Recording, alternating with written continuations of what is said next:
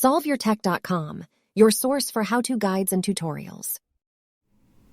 Welcome to our video about how to change screen timeout on iPhone 14. If this guide helps you out, then please consider subscribing and liking this video. If you want to change the amount of time that your iPhone waits before it turns off its screen automatically, then you need to open the Settings app, scroll down, and choose the Display and Brightness option.